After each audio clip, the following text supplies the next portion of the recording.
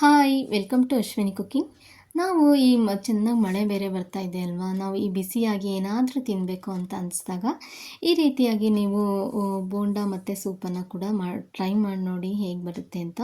ತುಂಬಾ ರುಚಿಯಾಗಿತ್ತು, ನಾನಂತೂ ಪರ್ಸ್ನಲಿ ತುಂಬಾ ಇಷ್ಟ ಆಯಿತು. ಸೊ ನಾವು ಇದನ್ನು ಹೇಗೆ ಮಾಡೋದು ನೋಡೋಣ. ನಾನಿಲ್ಲಿ 1 ಕಪ್ನಷ್ಟು ಹೆಸರುಬೇಳೆಯನ್ನು ಒಂದು ಕುಕ್ಕರ್ಗೆ ಸೇರಿಸ್ಕೊತಾ ಇದ್ದೀನಿ. ಇದನ್ನು ಚೆನ್ನಾಗಿ ಒಂದು ಸಲ ತೊಳೆದ್ಬಿಟ್ಟು ನಂತರದಲ್ಲಿ 1 ಟೊಮೊಟೊ ಚಿಕ್ಕದಾಗಿ ಕಟ್ ಮಾಡಿಬಿಟ್ಟು ಹಾಗೆ 3 ಇಂದ 4 ಹಸಿರು ಮೆಣಸಿನಕಾಯಿಗಳನ್ನು ಕಟ್ ಮಾಡಿಬಿಟ್ಟು ಸೇರಿಸ್ಕೊತಾ ಇದ್ದೀನಿ ಕುಕ್ಕರ್ಗೆ. ಹಾಗೆ ನಾನಿಲ್ಲಿ ಅರ್ಧ ಟೇಬಲ್ ಸ್ಪೂನ್ನಷ್ಟು ಅರಿಶಿಣದ ಪೌಡರ್ನ ಸೇರಿಸಿ ಅಗತ್ಯ ಇರೋಷ್ಟು ನೀರನ್ನು ಸೇರಿಸ್ಬಿಟ್ಟು ಲಿಡ್ನ ಕ್ಲೋಸ್ ಮಾಡಿ 2 ವಿಸಲ್ ಕೂಗಿಸ್ಕೋಬೇಕಾಗತ್ತೆ.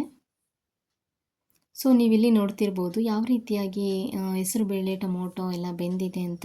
ಇದನ್ನು ನಾವು ಸ್ವಲ್ಪ ಸ್ಮ್ಯಾಶ್ ಮಾಡ್ಕೋಬೇಕಾಗತ್ತೆ. ಈ ರೀತಿಯಾಗಿ ನಾನಿಲ್ಲಿ ಸ್ಮ್ಯಾಶ್ ಮಾಡ್ಕೊಂಡು ತೊಗೊಂಡಿದ್ದೀನಿ. ಒಂದು ಬಾಣಲೆಗೆ ನಾನಿಲ್ಲಿ 2 ರಿಂದ 3 ಟೇಬಲ್ ಸ್ಪೂನ್ನಷ್ಟು ಎಣ್ಣೆ, ಸಾಸಿವೆ ಹಾಗೆ ಜೀರಿಗೆಯನ್ನು ಕೂಡ ಸೇರಿಸ್ಕೊಂಡಿದ್ದೀನಿ.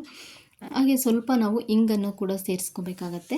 ಇಲ್ಲಿ ಒಂದೇ ಒಂದು ಹಸಿರು ಮೆಣಸಿನಕಾಯಿಗಳನ್ನು ಕೂಡ ನಾನಿಲ್ಲಿ ಸೇರಿಸಿದ್ದೀನಿ. ಹಾಗೆ ಕರ್ಬೇವಿನ ಸೊಪ್ಪನ್ನು ಕೂಡ ಸೇರಿಸ್ಕೊಳ್ಬೇಕಾಗತ್ತೆ. ಹಾಗೆ ನಾನಿಲ್ಲಿ ಶುಂಠಿಯನ್ನು ಕೂಡ ಸೇರಿಸಿದ್ದೀನಿ. ಇದಿಷ್ಟನ್ನು ಕೂಡ ಸೇರಿಸಿ ಒಂದು ಸಲ ಚೆನ್ನಾಗಿ ಮಿಕ್ಸ್ ಮಾಡಿಕೊಂಡು ನಾವಿಲ್ಲಿ ಏನು ಬೇಯಿಸ್ಕೊಂಡಿದ್ವಿ ಅಲ್ವಾ ರಸಮ್ನ, ಹೆಸರುಬೇಳೆ ಎಲ್ಲ, ಅದನ್ನು ಕೂಡ ಇದಕ್ಕೆ ಸೇರಿಸ್ಕೊಳ್ಬೇಕಾಗತ್ತೆ.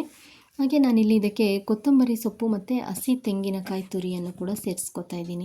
ಇದನ್ನು ಚೆನ್ನಾಗಿ ಕುದಿಸ್ಕೋಬೇಕಾಗುತ್ತೆ. ರಸಮ್ ಅಂತೂ ತುಂಬಾ ರುಚಿಯಾಗಿರುತ್ತೆ.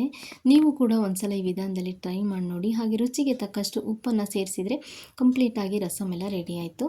ಈಗ ನಾನಿಲ್ಲಿ 5 ರಿಂದ 6 ಗಂಟೆಗಳ ಕಾಲ ನೆನೆಸಿಟ್ಕೊಂಡಿರ್ತಕ್ಕಂಥ ಉದ್ದಿನ ಬೇಳೆ, ಇದನ್ನು ಒಂದು ಮಿಕ್ಸಿ ಜಾರ್ಗೆ ಸೇರಿಸ್ಕೋಬೇಕಾಗತ್ತೆ. ಇದಕ್ಕೆ 4 ರಿಂದ 5 ಹಸಿರು ಮೆಣಸಿನಕಾಯಿಗಳನ್ನು ಸೇರಿಸ್ಕೊತಾ ಇದ್ದೀನಿ. ಹಾಗೆ 1 ಟೇಬಲ್ ಸ್ಪೂನ್ನಷ್ಟು ಜೀರಿಗೆಯನ್ನು ಸೇರಿಸ್ತಾ ಇದ್ದೀನಿ.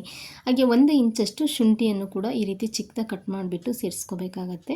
ಹಾಗೆ ರುಚಿಗೆ ತಕ್ಕಷ್ಟು ಉಪ್ಪನ್ನು ಕೂಡ ಸೇರಿಸ್ಕೊಂಡು ಇದನ್ನು ಗ್ರೈಂಡ್ ಮಾಡ್ಕೋಬೇಕಾಗತ್ತೆ. ನುಣ್ಣಗೆ ರುಬ್ಕೋಬೇಕು ಆದಷ್ಟು. ಸೊ ನೀವಿಲ್ಲಿ ನೋಡ್ತಿರ್ಬೋದು ಯಾವ ರೀತಿಯಾಗಿ ರುಬ್ಬಿದ್ದಾಗಿದೆ ಅಂತ. ಇದನ್ನು ನಾನಿಲ್ಲಿ ಒಂದು ಮಿಕ್ಸಿಂಗ್ ಬೌಲ್ಗೆ ಸೇರಿಸ್ಕೊತಾ ಇದ್ದೀನಿ. ಇದಕ್ಕೆ 4 ರಿಂದ 5 ಟೇಬಲ್ ಸ್ಪೂನ್ನಷ್ಟು ಅಕ್ಕಿ ಹಿಟ್ಟನ್ನು ಕೂಡ ಸೇರಿಸ್ಕೊತಾ ಇದ್ದೀನಿ. ಹಾಗೆ 1 ಚಿಟಿಕೆಯಷ್ಟು ನಾನಿಲ್ಲಿ ಸೋಡಾವನ್ನು ಕೂಡ ಸೇರಿಸ್ಕೊತಾ ಇದ್ದೀನಿ. 2 ಟೇಬಲ್ ಸ್ಪೂನ್ನಷ್ಟು ಹಸಿ ತೆಂಗಿನಕಾಯಿನ ಕಟ್ ಮಾಡಿಬಿಟ್ಟು ಸೇರಿಸ್ಕೊತಾ ಇದ್ದೀನಿ. ಹಾಗೆ ಕೊತ್ತಂಬರಿ ಸೊಪ್ಪು ಮತ್ತು ಕರ್ಬೇವಿನ ಸೊಪ್ಪನ್ನು ಕೂಡ ಸೇರಿಸ್ಬಿಟ್ಟು ಒಂದು ಸಲ ಚೆನ್ನಾಗಿ ಮಿಕ್ಸ್ ಮಾಡ್ಕೋಬೇಕಾಗತ್ತೆ. ಸೊ ನೀವಿಲ್ಲಿ ನೋಡ್ತಿರ್ಬೋದು ಈ ರೀತಿಯಾಗಿ ನಾನು ಮಿಕ್ಸ್ ಮಾಡ್ಕೊಂಡು ತೊಗೊಂಡಿರ್ತಕ್ಕಂಥದ್ದು. ನಾವೀಗ ನಿಮಗೆ ಯಾವ ಸೈಜಲ್ಲಿ ಬೇಕೋ ಬೋಂಡ ಎಲ್ಲ ಆ ರೀತಿಯಾಗಿ ಸೈಜನ್ನ ನೋಡಿಕೊಂಡು ಸೇರಿಸ್ಕೊಳ್ಳಿ ಎಣ್ಣೆಗೆ.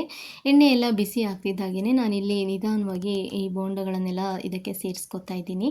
ಒಂದೊಂದಾಗಿ ನಿಧಾನವಾಗಿ ಇದನ್ನು ಮಗುಚಿ ಹಾಕ್ಕೋಬೇಕಾಗತ್ತೆ. ಆದಷ್ಟು ಉರಿಯನ್ನು ಮೀಡಿಯಮ್ ಫ್ಲೇಮಲ್ಲೇ ಇಟ್ಕೋಬೇಕಾಗತ್ತೆ.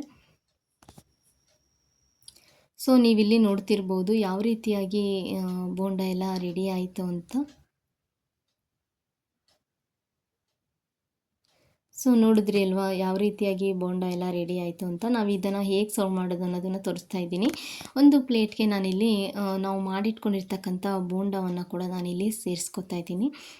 ಹಾಗೆ ಇದರ ಮೇಲೇ ನಾನಿಲ್ಲಿ ಸೂಪನ್ನು ಕೂಡ ಸೇರಿಸ್ಕೊತಾ ಇದ್ದೀನಿ. ಸೂಪ್ ಆದಷ್ಟು ಬಿಸಿಯಾಗಿಯೇ ಇರಬೇಕು, ಆಗ ರುಚಿನೇ ಅಂತೂ ತುಂಬಾ ಹೆಚ್ಚಾಗಿರುತ್ತೆ.